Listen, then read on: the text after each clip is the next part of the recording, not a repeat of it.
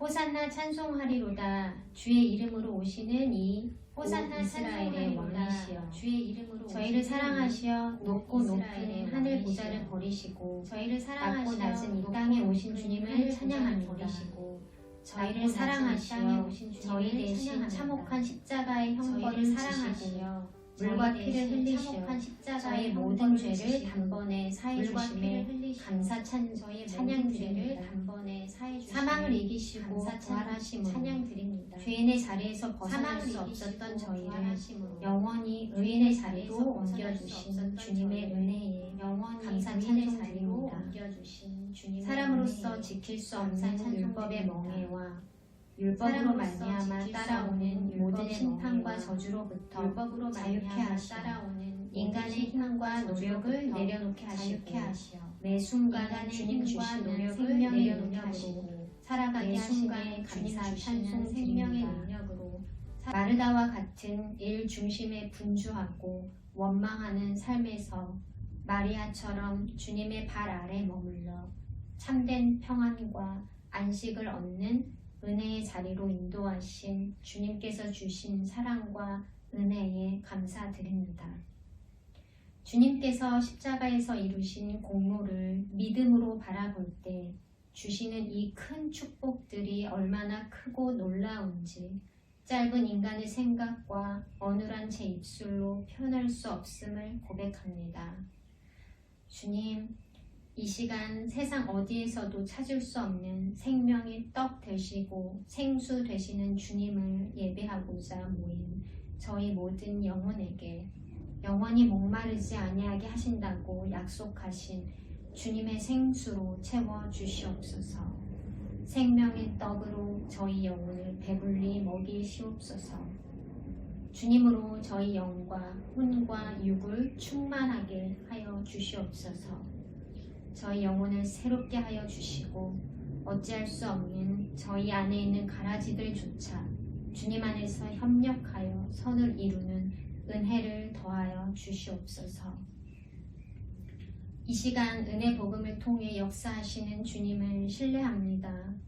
눈에 보이지 않는 작고 초라한 믿음일지라도 삶 속에 이런저런 예기치 못한 어려움 앞에 낭망하고 흔들리는 믿음일지라도 또한 지금까지 주님에 대한 믿음이 없었던 영혼일지라도 은혜의 복음을 들음으로 주님을 향한 믿음이 견고히 뿌리내려 자라가도록 우리 가운데 일하여 주실 줄 믿습니다. 흔들리지 않는 반석 되신 주님의 진리의 말씀 위에 저희 모든 삶의 기초를 세워주셔서 때때로 휘몰아치는 세상의 폭풍 속에서도 주님께서 함께 하심으로 넉넉히 이겨낼 새 힘과 능력을 주실 줄 믿습니다. 이 시대에 이곳에 하트교회를 세우신 주님의 선하시고 아름다우신 뜻과 계획이 있음을 고백합니다. 미혹해하는 영들이 활개치는 이 어지러운 세상 가운데 주님을 올바르게 알아가며 은혜의 주님을 만나는 귀한 축복의 통로로 사용하고 계심에 감사드립니다. 특별히 진리의 말씀을 선포하시는 차명건 목사님 가운데 늘 넘치는 지혜와 계시의 영을 한없이 부어주시길 간절히 기도드립니다. 주님께서 맡기신 사명을 감당하시는데 부족함 없도록 무엇보다 영육 간의 강건함과 가정의 평안으로 축복하여 주시옵소서. 선포되는 모든 말씀 가운데 생명의 능력으로 주님께서 일하여 주실 줄 믿고 감사드립니다. 주님께서 사랑하시는 이은하 전도사님, 박호영 강도사님과 하트교회 모든 성도님들 한 분 한 분 가운데 동일한 은혜와 축복으로 함께 하시는 주님을 찬양합니다. 주님을 예배하는 자리에 함께하지 못하는 교우들과 환우들을 기억하여 주시고 그들 가운데 주님의 평안으로 함께하여 주시길 기도드립니다.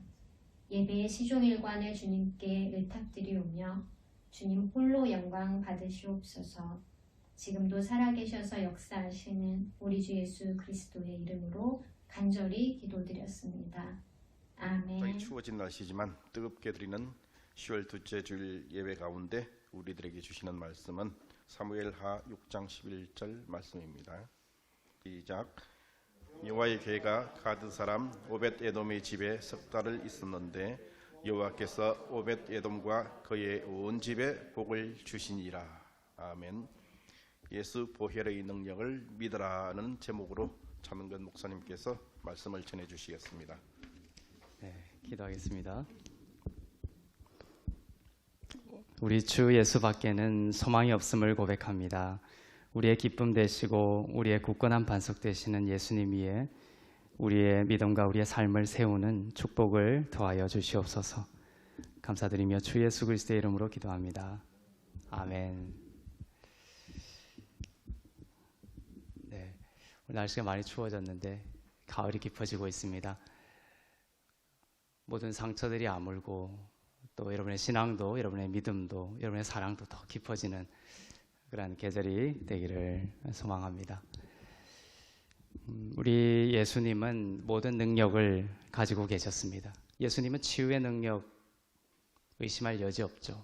치유의 능력이 충만한 분이셨습니다. 그런데 어떤 사람은 예수님으로부터 그러한 치유의 능력을 나음을 입었고, 또 어떤 사람은 치유와 상관없는 자가 되었습니다. 그 치유를 받지 못했습니다. 오랜 세월 피를 흘리며 살았던 혈루증 여인, 그 여인은 죄인이었지만 예수님의 옷자락을 만지고 나았습니다. 몸을 파는 창녀도 피도 눈물도 없이 동족의 것을 빼앗아 로마에 바쳤던 세리들도 어떤 극심한 죄인이라도 예수님에게서 생명을 받고 변화를 경험하게 되었습니다. 그러나 바리새인들은 주님의 생명을 받을 수 없었습니다. 주님의 생명을 받을 수 있는 제일 첫 사람들이 바리새인들이라고 다들 생각했어요. 하지만 그들은 받지 못했습니다. 주님에게서 치유의 능력이 있음에도 불구하고 바리새인들은 그 생명을 받을 수 없었습니다. 죄인들이 치유를 받았고 바리새인들이 치유를 받지 못했던 차이는 무엇일까? 이 죄인들은 율법을 알지도 못하고 한 번도 성경을 읽어본 사람도 없었어요. 율법을 알지도 못하는 이방인들도 많았습니다. 바리새인들은 반면에 율법에 능통하고 구약 성경을 통으로 외우던 사람인데도 불구하고 왜 치유를 받지 못하고 주님의 생명을 받지 못했을까? 바로 자신의 힘을 의지했기 때문입니다. 주님의 생명이 우리에게 흘러오는 것을 가로막는 것은 사실 우리의 죄가 근본이 아니라 우리의 힘입니다. 우리의 의입니다. 나의 의. 우리가 예수와 그 은혜를 의지하지 않고 자신의 의와 자신의 힘을 의지하는 것은 바로 하나님이 우리를 위해 준비하신 것을 받지 못하게 합니다. 이스라엘 백성들이 시내산에서 모든 율법을 다 지킬 수 있다라고 생각하고 자신만만하며 율법을 달라며 자신들의 힘과 자신들의 의를 의지했습니다. 그러나 그 결과는 우상 숭배를 하지 말라라는 십계명의 첫 계명을 어기는 것으로 나타났습니다. 금송아지를 만들었습니다. 그들 자신이 얼마나 죄로 가득 찬지 불가능한 자인지를 알지 못했던 것입니다. 율법은 우리에게 우리의 죽음이라는 처음 자리를 보여주기 위해서 주신 것입니다. 율법은 거룩하지만 우리를 거룩하게 만들어주지는 못합니다.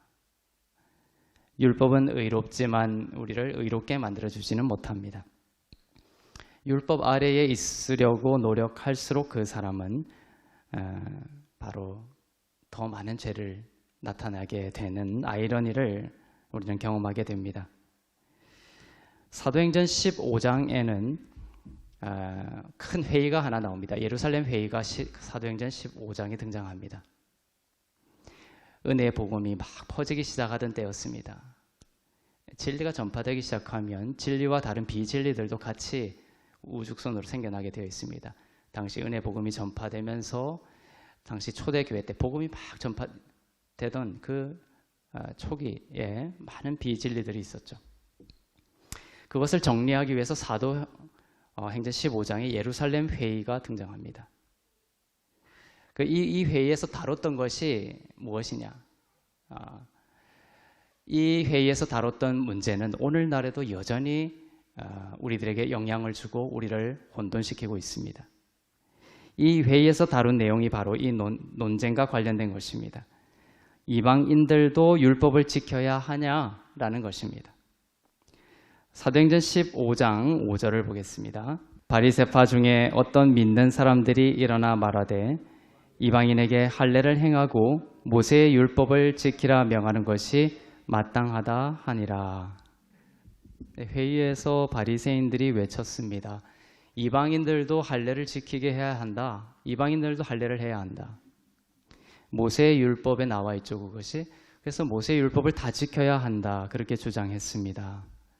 그러나 베드로가 일어나 담대하게 회의에서 이야기를 합니다.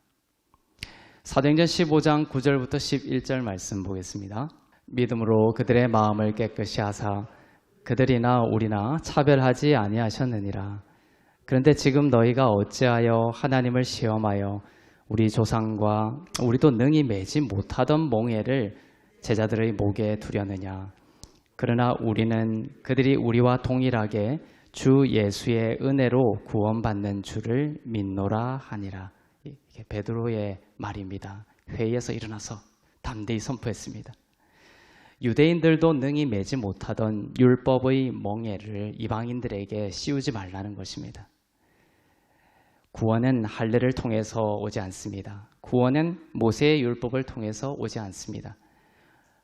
베드로가 지금 말했듯이 오직 주 예수의 은혜로 구원받는 줄을 유대인들도 믿어야 하고 이방인들도 믿어야 한다라고 선포했습니다. 여러분들의 삶을 영원한 사망에서 생명으로 옮겨지는 이 구원도 믿음으로, 은혜로 받는 구원입니다. 또 여러분의 삶에 일어나는 여러 가지 삶의 문제들, 구원이 필요한 부분들, 이런 것들도 똑같습니다. 율법을 지켜서가 아니라, 나의 힘을 통해서가 아니라 오직 믿음으로, 또 오직 주 예수의 은혜로 구원받은 줄로 믿습니다. 이 베드로, 오직 주 예수의 은혜로 구원받는다. 율법으로 구원받는 것이 아니다. 이렇게 베드로가 선포했습니다. 근데 이제 그 다음에 누가 등장하냐면 야고보가 일어납니다. 그래서 이 베드로의 말을 지지해 줍니다.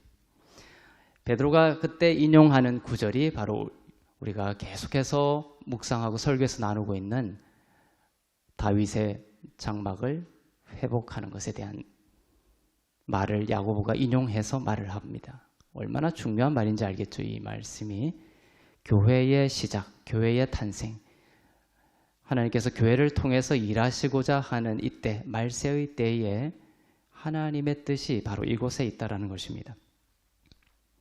사도행전 15장 15절에서 17절 말씀, 예루살렘 회의에서 야고보가 베드로 다음에 일어나서 했던 말을 보겠습니다.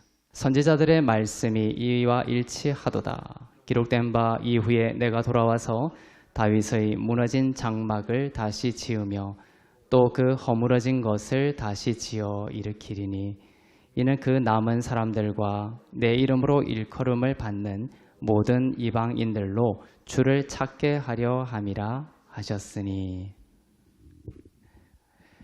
야고보는 아모스 9장 11절 말씀을 인용하며 복음과 교회의 시대를 정의하고 있습니다. 그리고 예수가 돌아가시고 성령의 시대에 성령께서 하나님의 뜻을 우리 가운데 이루고자 하시는데 그 중심에 무엇이 있느냐를 말해주고 있죠. 다윗의 무너진 장막을 회복할 것이다. 네, 이것을 흘려듣지 말기를 바랍니다. 초대교회의 시작은 바로 다윗의 장막을 회복하는 것입니다. 내 삶에, 내 가정에 다윗의 장막이 회복되고 있는가? 남은 자를 회복시킬 것이다. 주의 이름을 믿는 모든 이방인들도 무너진 다윗의 장막을 회복하게 될 것입니다. 다윗의 장막의 회복은 할례를 통해서 회복되지 않습니다. 모세의 율법을 지키는 것으로 회복되지 않습니다. 다윗의 장막의 회복은 율법의 마침이 되신 우리 주 예수 그리스도의 은혜를 통해서 회복되는 것입니다. 다윗의 장막의 예배를 하나님께서 회복하시기를 축복합니다. 다윗의 장막의 이 예배의 핵심이 뭐라고 했습니까? 휘장이 없는 언약궤 앞에서의 예배, 찢어진 휘장.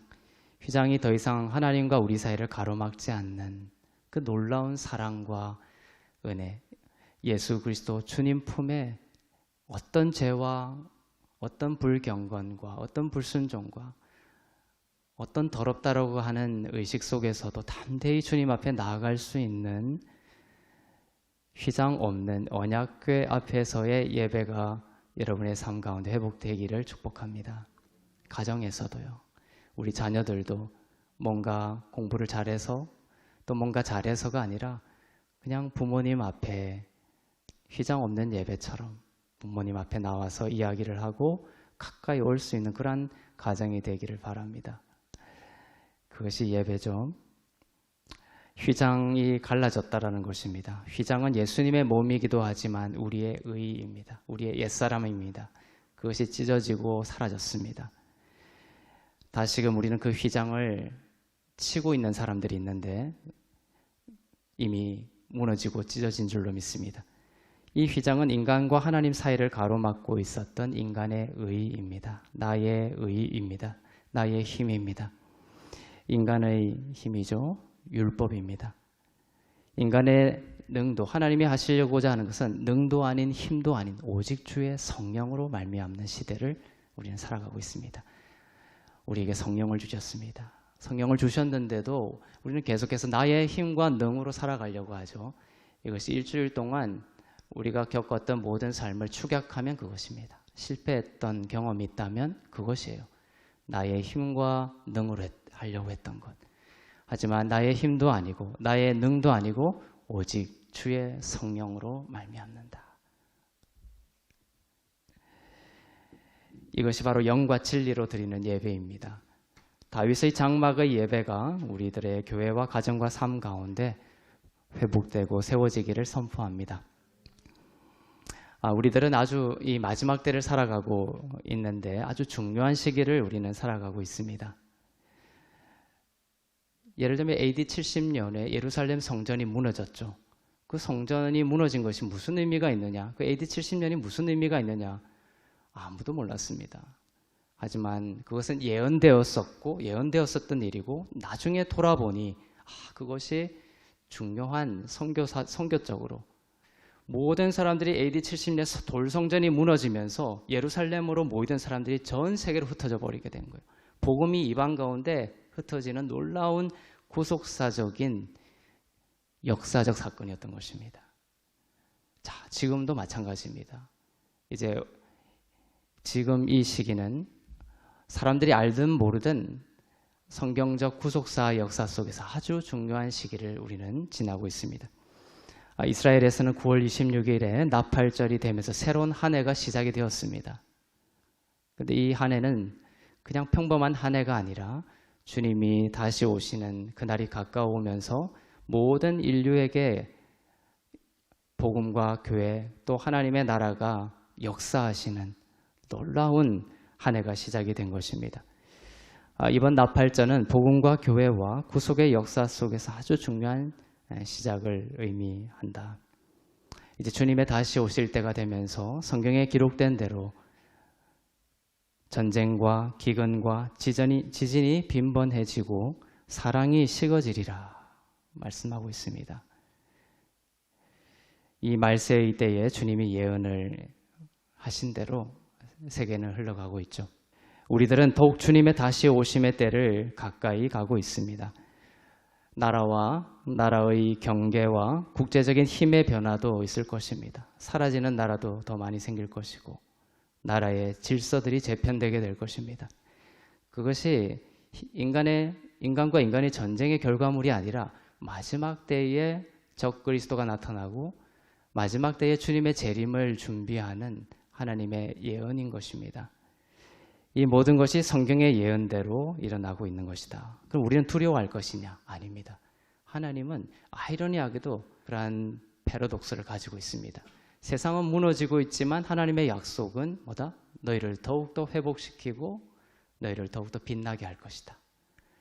이것이 믿는 자들에게 주신 하나님의 약속입니다. 두려워하지 말고 그러니 하늘을 바라보며 소망을 가져라고 우리에게 말씀하고 있는 것입니다. 세상에 이런 어지러운 일이 있어도 절대로 여러분의 마음이 낙심치 말고 두려워하지 말고 하나님이 우리에게 명하신 것이 무엇인지를 말씀 가운데에서 읽고 하나님의 말씀을 따라가는 그러한 여러분 되시길 바랍니다. 두려워할 것이 없습니다. 그럼 하나님이 이 말세의 때에 우리에게 주시는 명령은 무엇이냐? 바로 내가 다시 와서 모든 허물어진 것을 세울 것이다. 모든 틈을 메울 것이다. 그리고 중심은 뭐다? 다윗의 장막을 회복할 것이다. 그러니 여러분은 이 말세의 때에 여러 가지 전쟁과 기근과 흉흉한 소식이 들려올 때 두려워하고 그것을 인간적인 힘으로 어떻게 피해갈 것이냐가 아니라 하나님께서 나의 삶에 요구하는 것이 뭐다? 바로 다윗의 장막을 회복하는 것임을 깨닫고 여기에 집중하면 되는 것입니다. 그러면 나머지는 하나님께서 통치하시고 다스리시고 나의 힘과 능으로 하려고 했던 것보다 더욱 아름다운 하나님의 나라가 여러분의 삶 가운데 이루어지게 될 것입니다. 그리고 사람들은 고백하게 될 것입니다. 정말 하나님의 교회, 하나님이 세우신 이 교회는, 주님의 교회는, 하나님의 나라는 정말로 예수 그리스도의 이름으로 인하여 형통하며 빛나며 영광 가운데 날개치는 것이구나. 많은 열매를 맺는 것. 그리고 결국은 이 마지막 때에 우리가 모든 것은 인간의 힘으로 했던 것을 다 흔들리고 정말 교회와 하나님이 예수의 이름으로 세운 것들만 영원하구나. 하나님은 살아계시구나라는 것을 세상이 고백하게 될 것입니다. 이 모든 구체적인 것은 다 인간의 어떻게 구체적인 어떤 나라가 망하고 어떻게 될 것이고 이것을 구체적으로 역사적으로 연결시키려고 하는 사람들이 있는데 사실 다 실패했어요. 하지만 큰 그림들은 있죠. 우리가 구체적인 것을 다 알 수는 없습니다. 그러나 중요한 것은 하나님께서 우리들에게 요청하시는 것입니다.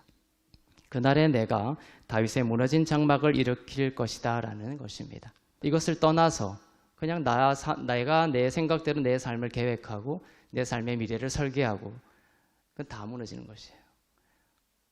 왜냐하면 하나님 그게 관심이 크게 없거든요. 하나님의 관심은 다윗의 장막을 회복하는 것에 관심이 있기 때문에 그렇습니다. 주의 이름을 높이고 휘장 없는 언약궤 앞에서의 영과 진리로 드리는 예배를 삶과 가정과 교회에 회복하라라는 명령입니다. 이것이 우선순위입니다. 이 다윗의 장막의 예배를 회복하심으로 우리의 삶을 온전히 회복하시려는 것입니다. 이것 회복 없이 다윗의 장막의 예배를 회복하는 것 없이 우리의 삶의 진정한 회복은 없다는 걸 다 흔들려 버리게 될 것입니다. 하지만 이 본질적인 다윗의 장막의 예배가 우리의 삶과 교회와 또 우리의 민족 가운데 회복이 되면 그것을 중심으로 하여 온전한 진정한 회복이 일어나게 된다. 하나님은 영과 진리로 예배하는 자를 찾으신다. 영과 진리로 드리는 한 사람, 예배하는 한 사람을 찾고 계신다라고 말씀하셨습니다. 이 다윗의 무너진 장막의 예배가 여러분의 삶에 더욱 회복되기를 축복합니다. 다윗이 하나님의 뜻을 알지 못하고 언약궤를 수레에 싣고 예루살렘으로 올 때 누가 죽었습니까? 우사가 죽었습니다. 우사의 뜻은 자기 힘이라는 뜻입니다. 자기의 힘을 발휘해서 자기의 힘을 내세우고 의지해서 죽게 된 것입니다. 다윗은 그 우사가 죽은 자리를 이름 짓습니다. 어떻게 이름 짓냐면 베레스 우사라고 그 자리를 이름 짓습니다. 베레스라는 것은 영어로 브리치, B-R-E-A-C-H, 브리치라는 뜻입니다. 그것은 파괴, 허물어짐, 깨뜨림 이런 뜻입니다. 베레스 우사, 페레스인데 번역이 베레스 우사입니다. 나의 힘이 어떻게 됐다는 거예요? 깨뜨려지고 파괴되고 무너졌다는 것입니다. 그래서 두 가지 의미를 가지고 있습니다. 그 베레스 우사라는 것이 히브리어적으로 보면 나의 힘은 반드시 깨뜨려진다는 것이에요. 나의 힘을 의지하는 것은 반드시 깨뜨려지게 되어 있다 라는 것입니다. 파괴. 그리고 나의 힘은 파괴적이라는 것이에요. 나의 힘을 의지하는 것은 살리는 것이 아니라 모든 것을 파괴하는 열매를 맺게 되는 것입니다. 하나님은 베레스우사, 나의 힘이 무너지기를 원하시고 또한 나의 힘이 무너진 자리에 무엇을 세우시기를 원해요. 베레스우사에 담겨있는 이면의 의미죠. 그것이 무너진 자리를 그대로 놔두는 것이 아닙니다. 하나님은 거기에 바로 예수의 이름이 높이 들리기를 원하시는 것입니다. 다윗의 장막의 예배가 회복되기를 원하시는 것이고 또 그렇게 주님께서 일하고 계십니다. 역대상 13장 11절을 보겠습니다. 여호와께서 우사의 몸을 찢으셨으므로 다윗이 노하여 그곳을 베레스 우사라 부르니 그 이름이 오늘까지 이르니라. 베레스 우사. 나의 힘은 파괴적입니다. 나의 의는 죽음을 몰고 옵니다. 하나님과의 관계에서도 그렇고요. 하나님의 생명을 받지 못하게 하고 하나님을 마르다처럼 하나님을 정죄까지 하게 됩니다.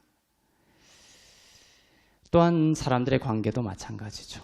이것이 나의 의를 의지하는 것은 하나님과의 관계에서뿐만 아니라 우리의 영과 혼과 육과 모든 사람들과의 관계까지 흘러갑니다. 예수의 몸에 찢기심으로 나의 힘을 자랑하던 우리의 옛 자아가 죽었습니다.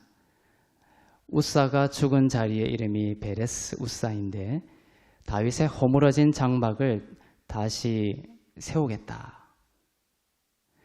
이것이 똑같은 단어를 하나님께 썼어요. 그 베레스 우사가 무너진 자리를 베레스 허물어졌다 이런 뜻이거든요. 그런데 그 예수님께서 하나님께서 내가 다윗의 장막을 세우고 허물어진 것을 다시 세우겠다 할 때 그 허물어진 것이 또 베레스라는 단어예요. 참 아름다운 성경의 기록이죠. 아모스 9장 11절에서 내가 허물어진이란 단어가 바로 베레스입니다. 허물어진 채로 두지 않습니다. 여러분의 가정이 무너진 것 같다 하더라도 끝이 아닙니다. 하나님은 그 무너진 자리, 무너져야만 하는 것이죠. 빌딩이 결국은 다 무너져서 모두 죽어야 되는 그 빌딩이 흔들리는 것은 좋은 것입니다. 피할 수 있기 때문에 그렇죠. 그리고 경고하고 반석되시는 예수님 위에 나의 삶을 다시 세울 수 있기 때문에 그렇습니다. 나의 삶이 흔들리면 잘못된 것이 아닙니다. 다르게 생각하면 하나님이 나를 살리려고 그러시는구나. 내가 헛된 것을 의지하고 있었구나. 내가 사람을 의지하고 있었구나. 나의 힘을 의지하고 있었구나. 그 빌딩에서 빨리 도망 나와야 되는 것이죠. 지금 팬데믹도 그랬고 수많은 전쟁과 지진과 자연재해도 마찬가지인 거예요. 정신없이 살아가던 발걸음을 돌이켜서 반석되시는 예수님 위에 우리의 삶을 다시 세우고자 하는 흔들림입니다. 우사를 허물어뜨리신 것은 하나님이 다시 세우실 새로운 것이 있기 때문에 그렇습니다. 그것이 바로 다윗의 장막입니다. 하나님은 여러분의 무너진 모든 자리를 회복시키실 것입니다. 하나님의 모든 약속은 그리스도 안에서 믿는 자에게 아멘이 된다라고 했습니다. 하나님이 회복시키시겠다라고 하셨으니 믿음으로 그렇게 믿으시길 바랍니다. 이것이 분기점이에요. 안 믿으면 회복이 안 되는 것입니다. 그게 성경적 원리예요. 나의 상황과 나의 나이와 나의 과거의 많은 실패들이 하나님의 약속에 대해서 아멘 못하게 합니다. 내가 수많이 실패했거든요. 내가 수많은 사람들에게 상처를 받았거든요. 그것이 새로운 시작을 하려고 하는 하나님의 새로운 일을 가로막고 있는 거예요.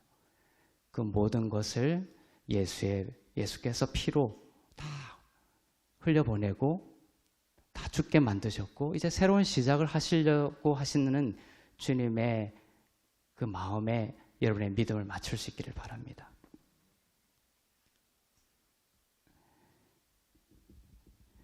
다윗이 죽자 우사가 죽자 우사가 자기 힘을 발휘해서 죽죠. 다윗이 두려움에 사로잡힙니다. 자, 이것이 또 결정적인 분기점이에요. 우리의 삶에 동일하게 나타나는. 언약궤를 시온산으로 가져오는 것을 두려워합니다. 다윗이 1차, 2차가 있었다고 했죠. 회복시키는 게. 1차에서 다윗이 우사가 확 죽어버리니까 다윗이 그것을 회복하려고 하는 움직임을 멈춰버립니다. 예배를 회복시키려고 하니까 여러 가지 장애물이 있어요. 여는 하늘을 나는데 바람 없이 날 수가 없죠. 진리가 세워지고 교회가 부흥하고 하나님의 뜻이 여러분 삶 가운데 이해하려면 바람의 저항이 있습니다. 항상. 사단은 그렇게 이랬고 한 번도 역사 속에서 그러지 않은 적이 없습니다. 그 여러 가지 어려움들이 닥쳐옵니다. 하나님을 잘 섬기려고 했는데 실직을 해버려요. 예배를 회복하려고 하는데 갑자기 병이 들어요. 다윗처럼 두려움이 찾아오고 멈추게 해버립니다. 다윗의 장막을 예루살렘으로 회복하려고 하는 다윗의 시도가 멈춰져 버립니다. 이것이 사단이 원하는 것이에요. 항상 저항은 있다. 나쁜 일이 일어나는 것이 비정상적인 것은 아니다. 근데 하나님이 우리들에게 약속하시는 것은 뭐냐면 계속 언약궤를 사모하고 다윗의 장막을 회복하고자 하는 그 사모함으로 계속 주님의 은혜 아래 있으면 그 모든 것이 협력하여 더 아름다운 선을 이루게 하신다는 거예요. 그 전에 있던 직장보다 더 아름다운 하나님의 일을 할 수 있는 또 공급이 끊이지 않는 그러한 일로 하나님이 인도해 주신다는 것이에요. 와, 이것이 내가 최고일 거라고 생각을 했죠. 근데 하나님은 더 좋은 것을 준비하고 계신 것이에요. 그런데 그러한 여러 가지 저항, 하나님이 하시려고 하는 일에 대한 저항에 우리가 두려움에 사로잡히면서 예배를 포기하고 다윗의 장막의 회복을 포기하면 그것은 사단이 원하는 것이고 결국 하나님의 놀라운 준비하심을 우리가 받지 못하게 되는 것이에요. 다윗도 두려움에 사로잡혔다라고 되어 있습니다. 이 두려움은 바른 두려움이 아닙니다. 노예로 만드는 두려움입니다. 우리가 하나님을 따라 나서지 못하게 막는 것이 이 두려움입니다. 바울이 로마서 8장에서 말한 두려워하는 종의 영입니다. 다윗은 하나님을 아버지로 바라보는 그런 아들의 영으로 지금 충만한 것이 아니라 우사가 죽어버리자 바로 두려워했고 언약궤 옮기는 것을 포기하고 맙니다. 자, 그래서 그 축복이 다윗에게 안 가요. 어디로 갑니까? 다윗이 언약궤를 안 가져옵니다. 그래서 그 언약궤가 이제 어디로 가냐면 오벳 에돔의 집으로 갑니다. 오늘 본문 말씀입니다. 오벳 에돔의 집으로 갔는데 언약궤를 둔 오벳 에돔의 집이 큰 하나님의 축복을 받습니다. 근데 그 축복은 다윗이 받아야 될 축복이었고 이스라엘 민족이 받아야 될 축복이었습니다. 근데 다윗이 그것을 두려움으로 포기해버리고 멈춰버리자, 예배가 멈춰버리자 언약궤는 오벳 에돔의 집으로 갔고 오벳 에돔의 집이 축복을 받았습니다. 사무엘하 6장 11절 오늘 본문 말씀 한 번 더 보겠습니다. 여호와의 궤가 가드 사람 오벳 에돔의 집에 석 달을 있었는데 여호와께서 오벳 에돔과 그의 온 집에 복을 주시니라. 할렐루야. 예수님이 있는 곳에는 이러한 능력이 있습니다. 분명하게 볼 수 있습니다. 이 다윗의 언약궤가 오면서 다윗의 장막이 회복되고 있죠. 다윗의 장막을 회복하라는 것은 이 언약궤가 이렇게 옮겨오는 모든 과정을 통틀어서 우리에게 주는 교훈이 있는 것입니다. 다윗의 장막과 관련해서 무너진 것을 회복하는, 하나님께서 무너진 것을 회복하신다고 했죠. 그런데 그 첫 장면, 회복의 첫 장면, 첫 축복이 이거예요. 지금 읽은 거. 다윗의 장막이 회복될 때에 오벳 에돔의 집에 임한 축복을 기억하십시오. 다른 영역도 하나님의 관심이지만 하나님의 깊은 관심은 가정에 오벳 에돔의 집에, 그 가정에 다윗의 장막이 세워지는 것을 통해 회복되는 것입니다. 다윗은 우사의 죽음이 트라우마가 되어서 두려움 속에 있었는데 언약궤를 모신 오벳 에돔은 큰 축복을 받고 있었습니다. 사단은 마지막 때에 이것을 기억하셔야 됩니다. 사단은 마지막 때에 무엇을 무너뜨리는 데 집중하고 있다? 가정을 무너뜨리는 데 집중하고 있는 것입니다. 러시아의 푸틴이 저렇고 또 온 세계에 막 기근과 전쟁과 나라들과 사람 사이에 나라 사이에 분쟁들이 있죠. 근데 그 무너지는 것의 기초가 뭐냐면은 가정을 무너뜨리는 것입니다. 그렇죠? 그 결정하는 그러한 위험하고 악한 일을 결정하는 리더십의 뿌리는 무엇입니까? 가정이 무너졌다는 것이에요. 다윗의 장막이 회복되지 않은 것입니다. 사단은 가정을 무너지면 온 세상을 다 뒤엎을 수가 있는 거예요. 악으로. 그래서 하나님은 오벳 에돔의 오늘 본문 말씀을 통해서 언약궤가 우리의 가정의 중심에 회복되기를 원하시고 다윗의 장막이 무엇보다도 우리의 가정 가운데 우선적으로 회복되기를 소망합니다. 축복하고 계신 거예요. 이 가정이 회복이 되면은 자녀들의 다른 어떤 것에 대해서 걱정할 필요가 없습니다. 여러분의 삶의 여러 가지 시련과 고난에 대해서도 염려할 필요가 없습니다. 가정에서 예배가 사라지고 가정에서 주의 이름이 사라지는 것을 사단은 집중하고 있는 것이죠. 가정이 무너지면 하나님의 나라를 무너뜨릴 수 있기 때문입니다. 신자유주의 개념은 뭐죠? 요즘 이제 가정을 해체시키는 거죠. 동성애라든지 이런 것들이 인간의 인권이란 이름으로 되게 그럴듯하게 포장되어 있지만 그 이면에는 어떤 사단의 움직임이 있습니까? 가정을 파괴시켜서 하나님의 나라를 무너뜨리려고 하는 것이 있습니다. 이것이 주님이 다시 오실 때까지 변하지 않는 사단의 공격이고 영적 싸움이 될 것입니다. 배우자와 자녀들을 예수님처럼 여기고 서로 사랑하고 예배하며 그 가정이 구원의 방주로 사용되어지기를 소망하십시오. 믿음대로 될 것입니다. 당장에는 어려울 수도 있습니다. 현실적으로. 시간이 걸리더라도 주의 이름을 높이는 예배를 가정 가운데 포기하지 않기를 바랍니다. 남편이 또 여러 가지 상황들이 여러분 홀로 이 어려운 다윗의 장막을 회복하는 길에 서 있다면 여러분 자신부터 시작하시면 됩니다. 시간이 걸리더라도 하나님은 반드시 하나님의 뜻하신 일을 이루실 것입니다. 그 일이 몇 세대에 걸쳐 일어날 수도 있어요. 내가 죽을 때까지 이 일을 끝장을 보겠다. 이것도 나의 의의입니다. 여러분 아직도 태어나지 않는 하나님이 준비한 여러분의 자손에 대한 하나님의 뜻이 이 가운데 있어요. 그러면 여러분 세대에 매몰되지 말고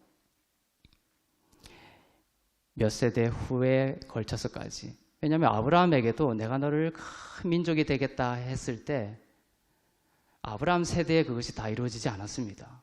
아브라함은 막벨라 굴 그 하나 그냥 차지하고 말았어요.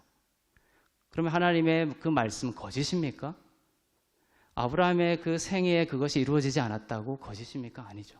하나님은 한 사람의 이 땅에서의 세대에 가시는 분이 아니세요. 하나님의 약속은 그것을 초월합니다. 이삭을 낳고 야곱을 낳고 그리고 지금 이 시대가 왔습니다. 얼마나 많은 정말 하나님의 뜻은 열방을 축복하겠다고 하는 하나님의 약속은 성취가 되었고 성취되고 있는 것입니다. 그러니 지금 내 삶에 내 가정에 예배를 회복하고 예수의 이름을 높이는 이 일이 작은 일이라고 생각하지 마십시오. 골방에서 기도하고 또한 아무도 없는 곳에서 예배하고 기도하는 그것을 하나님께서 아시고 여러분이 측량할 수 없는 높이와 깊이와 넓이와 역사로 하나님의 일을 이루실 것입니다. 소리내어 찬양하고 영으로 기도하고 말씀을 선포하십시오. 깊은 묵상으로 주님과 시간을 보내십시오. 항상 기뻐할 일이 있을 때만 기뻐하는 것은 너무나 세상 사람들도 할 수 있는 겁니다. 주님이 항상 기뻐하라는 것은 기뻐할 일이 없는 때에도 기뻐할 수 있는 은혜입니다. 범사에 감사하라. 돈이 생기고 취직하고 하면 당연히 감사합니다. 그것은 세상 사람들도 합니다. 범사에 감사라는 것은 뭡니까? 실직했을 때도 감사해라는 것입니다. 범사에 모든 일에.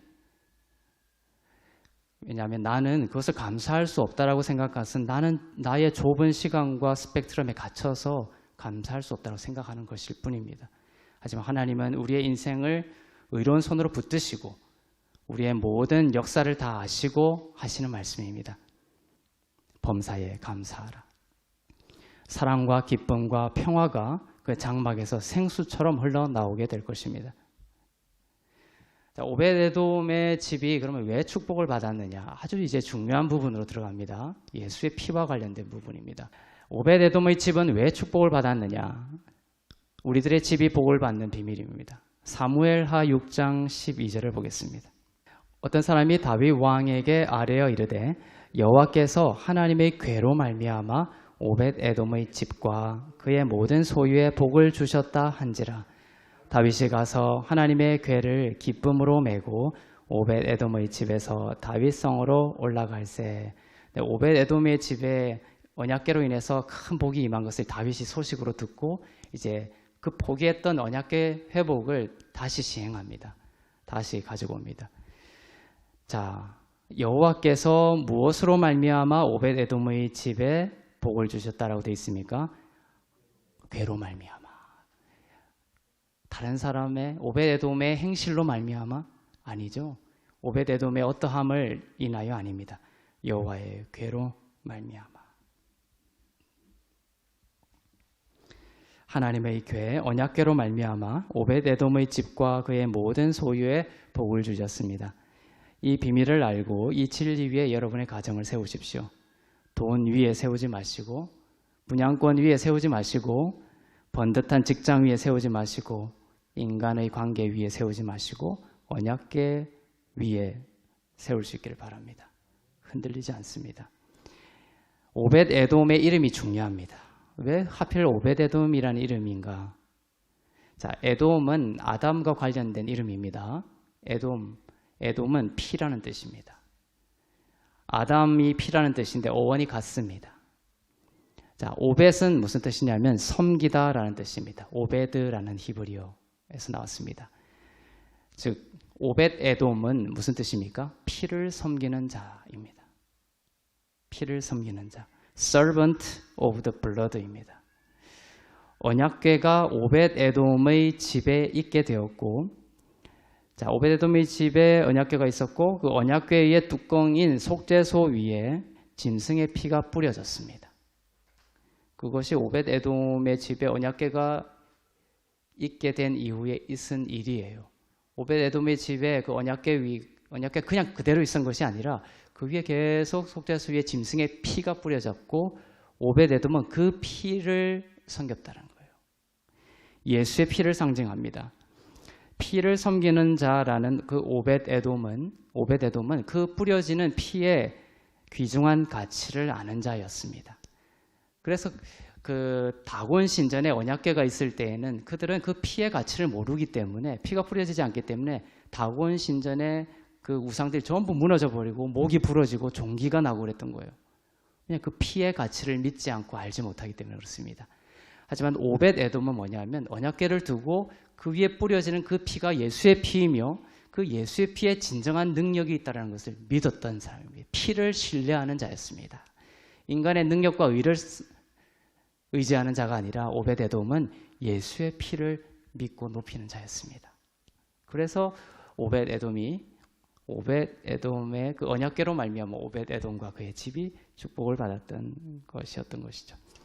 그 피로 인해 죄가 사하여지고 의롭게 되었음을 믿었습니다. 그 진리로 예배하였던 것이죠. 자, 이 오벳에돔의 집에 축복이 임했다라는 소식을 다윗이 듣습니다.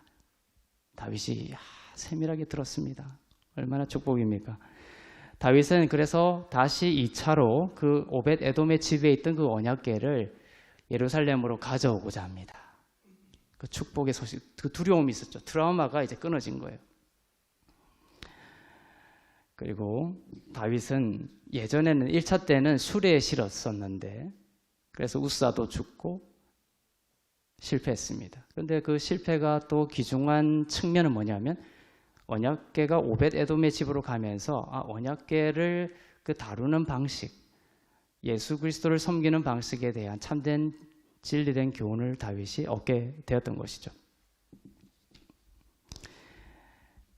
다윗은 수레에 실었던 그 세상의 방식을 버리고 예수의 피를 통해 주시는 축복이 오벳 에돔 한 집에 한정되기를 원하지 않았습니다. 거기에 피를 뿌려지고 그 피를 섬기는 오벳 에돔의 임한 축복을 보고 이것이 가정에만 머무는 것이 아니라 온 이스라엘의 오벳 에돔의 집에 있었던 임한 그 축복이 온 이스라엘에 있어야 되겠구나 라는 마음으로 언약궤를 예루살렘으로 다시 가져오고자 했습니다. 시온산으로 가져오고자 했습니다. 그래서 그 위에 시온산으로 가져와서 그 위에 정말 피가 뿌려짐으로 온 이스라엘 위에 축복이 임하기를 원했던 것이죠. 그 피가 속죄소 위에 뿌려질 때 요세푸스의 기록이나 다른 기록을 보면 언약궤가 회복이 되고 그 위에 온전한 피가 뿌려질 때 이스라엘은 전쟁에 승리했고 소출이 많았고 모든 질병이 떠나갔습니다. 그 제사장 사람 때문이 아니라 그 위에 그 피를 신뢰하고 의지하는 믿음 때문에 그렇습니다. 피가 뿌려질 때 하나님은 백성들의 율법 어김을 보실 수 없었던 것입니다. 예수의 피가 그래서 중요합니다. 심지어 예배까지도 이 피가 없으면 헛된 예배입니다. 출애굽기 12장 13절을 보겠습니다.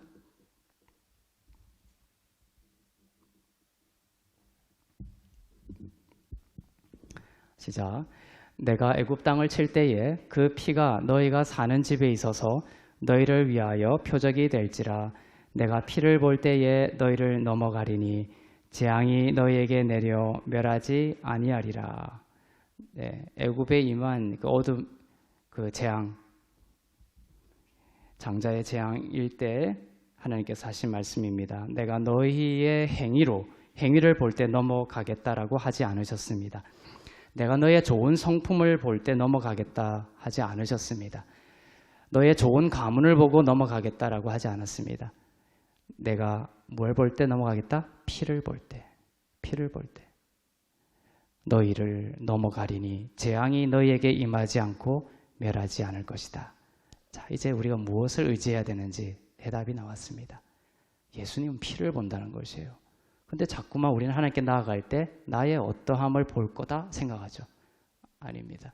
어떤 실패와 어떤 어려움과 어떠한 나의 불가능성, 연약한 가운데 있더라도 예수의 피를 의지하는 자는 재앙이 멸하고 어둠이 물러가게 될 것입니다. 답은 피에 있습니다. 예수의 피에 있습니다. 피가 없이는 치유가 없고 구원이 없고 의롭게 됨도 없습니다. 성화도 없습니다. 피가 없이는 아무것도 할 수 없습니다. 누가 그 피를 흘리느냐가 중요합니다. 우리의 피가 아닙니다. 우리의 피는 나의 의일 뿐이에요. 하나님이 피를 흘리셨기 때문에 그 효력은 우리에게 영원한 효력을 가지게 되었습니다. 그 피로 단번에 영원히 의롭게 되었습니다. 자, 어떤 사람들은 이렇게 말합니다. 오벳 에돔이 축복받은 것은, 오벳 에돔의 집에 축복받은 것은 그들이 월십했기 때문이다. 주님을, 오벳 에돔이 언약궤를 두고 열심히 찬양하고 예배하고 그렇게 워십을 했기 때문에 축복을 받았다. 이렇게 말하는 사람도 있지만 그렇지 않습니다. 자세히 보면 소가 넘어지고 웃사가 죽을 때, 그때에도 워십이 있었습니다. 그러니까 워십이 답이 아니라는 것이죠. 그러니까 참된 워십이 중요한 거예요. 오늘날에도 하나님을 찬양하고 온갖 곳에서 많은 예배들이 일어나지만 중요한 것은 예수의 피가 있느냐 없느냐는 것입니다. 자, 보십시오. 엄청난 정말 화려한 예배와 워십이 있는데 그 다음에 우사의 죽음이 초래되는 그 장면을 보겠습니다. 역대상 13장 8절부터 9절입니다. 다윗과 이스라엘 온 무리는 하나님 앞에서 힘을 다하여 뛰놀며 노래하며 수금과 비파와 소고 재금과 나팔로 연주하니라. 기돈의 타작마당에 이르러서는 소들이 뛰므로 우사가 손을 펴서 궤를 붙들더니, 그리고 이야기가 나오는데 우사가 죽어버립니다. 하나님 앞에서 온 무리가 힘을 다하여 뛰놀며 노래하고 모든 악기를 동원해 이른바 예배를 드렸습니다. 월십을 했습니다. 그러나 그것은 어떤 의미에서 참된 예배가 아니었습니다.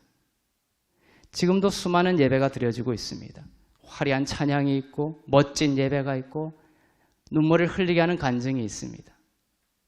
그러나 하나님이 원하시는 예배의 중심에는 예수의 피가 있어야 하며 예수의 피의 가치를 믿고 높이는 그것이 참된 예배인 줄로 믿습니다. 이제 다윗이 이 화려한 예배와 악기와 연주들이 있었지만 우사가 죽었죠. 이제 다윗이 교훈을 얻습니다. 오벳 에돔의 집에 그 오벳이 피를 섬기는 자였고 그 피로 인하여 축복을 받았다는 것을 다윗이 듣습니다. 그리고 이제 두 번째로 회복을 할 때 첫 번째와 달리 이제 술에 씻지 않고 레위 제사장의 어깨 위에 언약궤를 올릴 뿐만 아니라 다윗이 이제 피의 예배를 드립니다. 자, 두 번째 다윗이 회복하는 장면을 보겠습니다. 사무엘하 6장 13절입니다. 여호와의 궤를 맨 사람들이 6걸음을 가매 다윗이 소와 살찐 송아지로 제사를 드리고. 완전히 달라졌죠. 이제 다윗도 피의 가치를, 피의 능력을 알고 믿게 된 것입니다. 다윗은 언약궤를 예루살렘으로 가져오면서 소와 살찐 송아지로 제사를 드렸습니다. 그전에는 안 그랬습니다. 역대상에는 7 황소와 7 양이라고 되어 있습니다. 제사를 드렸는데 이 기럇 여아림에서 시온산까지 계속해서 6걸음마다 이 제사를 드렸으니까 얼마나 이 피 없이는 살 수 없습니다. 이 피의 예배 없이는 이 민족도 없습니다. 나의 자녀도 없습니다. 이런 마음으로 계속해서 피를 사모하는, 예수의 피를 의지하는 다윗의 마음이 녹아 있는 것입니다. 그래서 시온산까지 그 먼 거리 6걸음마다 했기 때문에 계속해서 불기둥과 구름기둥처럼 번제와 화목제의 연기가 피어올랐던 것이에요. 마치 광야 때 불기둥과 구름기둥이 그치지 않았던 것처럼 다윗의 장막의 예배를 회복하는 그 시온산까지의 다윗의 2차 언약궤 회복의 그 여정길에 계속해서 이 연기가 타오르듯 구름기둥처럼, 불기둥처럼 번제에서 불이 타오르고 연기가 타오르던 것이에요. 차이를 우리는 깨닫게 되었습니다. 뭐다? 피가 뿌려진 것이다. 다윗은 이것을 어디에서 배웠냐? 오벳에돔의 집에 임한 축복을 듣고 배웠습니다. 지금 여러분도 다윗처럼 듣고 있는 것입니다. 아, 내 삶의 중심에 놓쳤던 것이 무엇이었지? 바로 예수의 피였구나.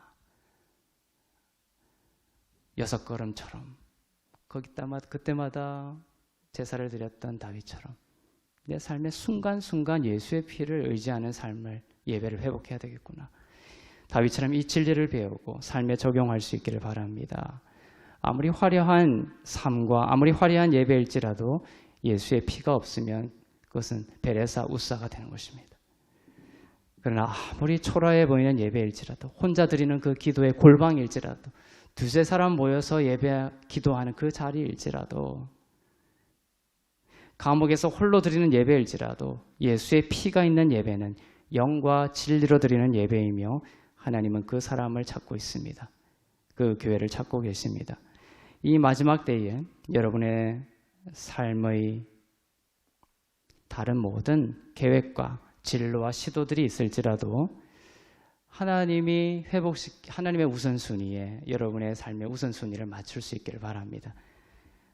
이 뜻, 다윗의 장막을 회복시키고자 하는 이 하나님의 뜻 가운데, 뜻 아래에 여러분의 삶을 정렬시키십시오.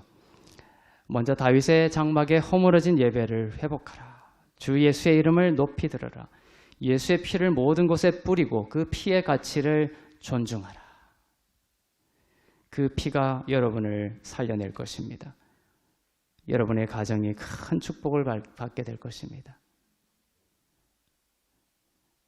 자녀들이 아침에 나갈 때, 남편이 직장에 출근할 때도 예수의 피를 뿌리십시오. 예수의 피가 하나님의 의로운 선물로 임하여 우리 남편을, 우리의 자녀를 지켜주실 것이다. 예수의 피를. 우리 남편이 얼마 전에 이런 교육도 받고 저런 교육도 받았으니까 오늘 출근할 때 잘할 거야. 이게 아닙니다. 절대로. 예수의 피를 뿌리십시오. 우리 자녀가 좋은 대학에 가고 또 스펙도 좋고 해외에서 어학연수도 받고 왔기 때문에 오늘 학교에서 또 사회에서 잘할 거야. 그건 전부 다 흔들려 버리는 거예요. 자녀들에게도 예수의 피를 뿌리는 여러분 되시길 바랍니다. 피를 섬기는 자의 그 예배와 믿음을 통해서 하늘에 속한 모든 신령한 축복이 여러분의 삶과 우리의 교회에 샘솟고 충만하게 될 것을 주님의 이름으로 축복합니다. 기도하겠습니다.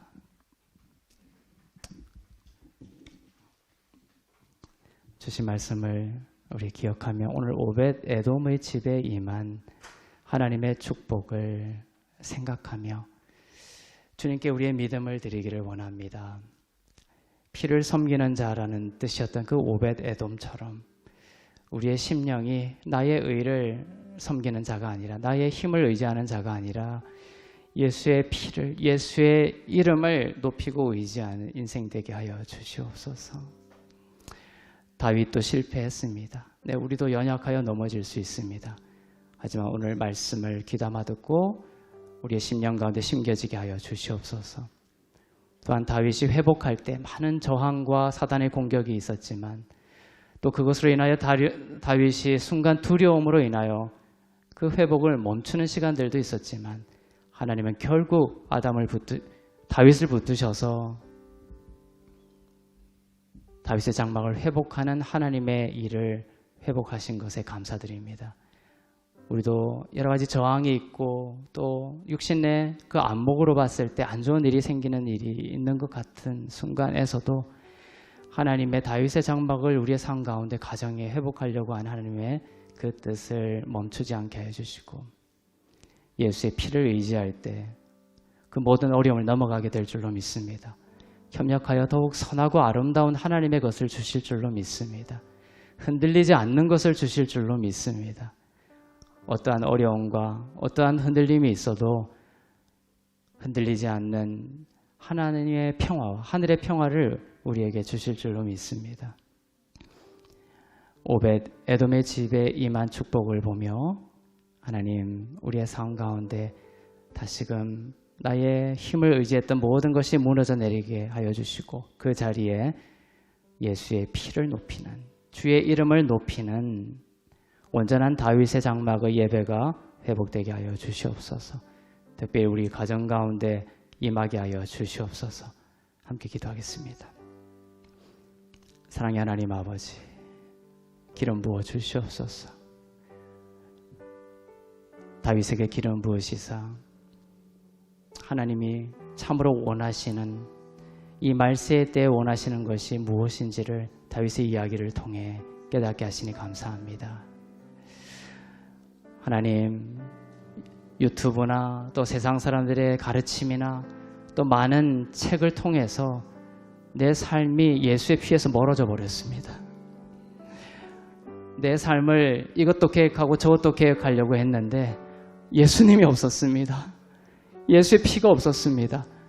예배를 회복하고자 하는 마음이 없었습니다. 그것을 떠나서는 아무것도 아님을 다시금 가르쳐 주시니 감사합니다. 이 시간 내 평생의 한 가지 소원, 하나님의 전에서 여호와의 이름을, 주님의 이름을 사모하고 찬양하고 높이 들고자 하는 그 예배를 회복하고자 하는 다윗의 열망이, 사모함이 우리의 사모함이 되게 하여 주시옵소서. 하나님 기름 부으시사 이 시간 정말 나 홀로 외로이 가정에 믿음의 뿌리를 두고 이 일을 하고 있는 하나님의 백성들 찾아가 주셔서 위로하여 주시고 낙심치 않게 해주시고 비록 나만 아는 것 같은 그 골방에서 하는 기도와 찬양과 예배일지라도 하나님이 아시며 하나님이 그 기도 가운데 그 예배 가운데 기름 부으시사 하나님이 이 가정과 가문 가운데 이 민족 가운데 뜻하신 모든 하나님의 그 회복을 하나님께서 반드시 이루실 줄을 믿습니다 라는 믿음으로 나아가게 하여 주시옵소서. 전쟁이 있고 또 핵에 대한 위협이 있고 세상의 모든 공포와 경제 위기 속에서도 하나님 피를 의지하는 자는 시냇가에 심은 나무처럼 철을 따라 많은 열매를 맺으며 형통하게 될 줄로 믿습니다. 그것이 나의 어떠함 때문이 아니라 예수의 피를 의지하며 예수의 피의 가치를 믿으며 그 피만이 나를 영원한 생명을 주시고 나를 구원하시고 나를 의의 길로 인도하시는 참된 길임을 믿기 때문에 그렇습니다. 하나님 예수의 피의 능력을 알고 믿는 예배하는 저희 되게 하여 주시옵소서. 사랑의 하나님 아버지, 우리의 모든 무너진 것들을 다시 세우시고 회복하시겠다라는 말씀을 아멘으로 받습니다. 나의 힘이 무너진 자리에 예수의 피가 뿌려지게 하시고 예수의 피가 뿌려질 때 나의 힘이 무너지게 하옵소서. 나의 의가 있는 척하는 삶을 버리고 예수의 피로 내게 주신 하나님의 의 위에 내 삶을 세우며 사단의 어떤 공격과 참수에도 불구하고 다윗의 장막을 회복하고자 하는 그 하나님의 일을 멈추지 않게 해주시고 예배를 멈추지 않게 해주시고 낙심하지 않게 해주시고 모든 일에 감사하게 하시며 항상 기뻐하게 하시고 영원히 주의 이름을 높이는 주의 자녀 되게 하옵소서. 마지막 때에 다윗의 무너진 장막을 회복하기를 원하시는 주님, 휘장 없는 언약궤 앞에서의 예배가 회복되게 하옵소서. 특별히 우리 가정 가운데 언약궤가 회복되면서 먼저 오벳 에돔의 집에 그 회복이 임했던 것처럼 하나님의 가장 중심에 그 가정을 회복시키고자 하는 하나님의 마음이 있는 줄로 믿습니다. 하나님, 이 예배를 드리며 주의 피의 가치를 높이는 피의 능력을 믿는 모든 사람의 가정 가운데 오벳 에돔의 집에 임한 하나님의 축복이 가득 회복되게 하여 주시옵소서.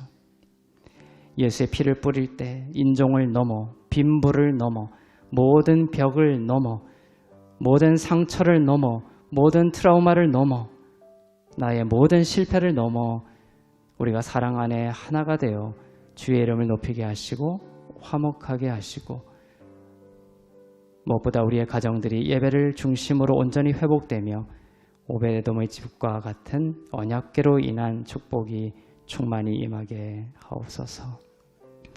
전쟁이 있는 모든 땅에 전쟁이 그치게 하여 주시며 예배가 회복되게 하여 주시며 하나님의 나라가 임하게 하여 주시고 이 시간 질병으로 또 두려워 떠는 자들 가운데 하나님 평안을 주시며 예수의 피를 뿌릴 때 주의 찢기심으로 인하여 온전한 치유가 임했음을 믿고 하나님의 온전한 치유하심을 경험하는 축복을 더하여 주시옵소서. 나의 삶에 주의 이름 없이는 살 수 없으며 주님의 은혜 없이면 은혜가 없으면 호흡할 수도 없는 오직 은혜 의존적인 인생임을 고백하며 주께 드린 그 모든 예물 위에 기름 부으시고 쓰이는 곳마다 교회가 세워지고 예배가 회복되고 복음이 전파되며 온전히 하나님의 나라가 임하게 하여 주시옵소서. 이제는 우리 주 예수 그리스도의 은혜와 하나님 아버지의 사랑과 성령님의 위로교통 새롭게 하심의 역사가 예수의 피가 뿌려지며 주의 이름을 높이는 다윗의 장막의 예배의 회복을 통해 마지막 때에 하나님의 놀라운 구원을 경험하고 그 구원의 통로로 사용되어지기를 소망하는 주 안에서 의롭고 흠없고 거룩한 교회 위에 선교사님들 위에 나라와 민족들 위에 이제부터 영원토록 충만하시기를 간절히 축원하옵나이다.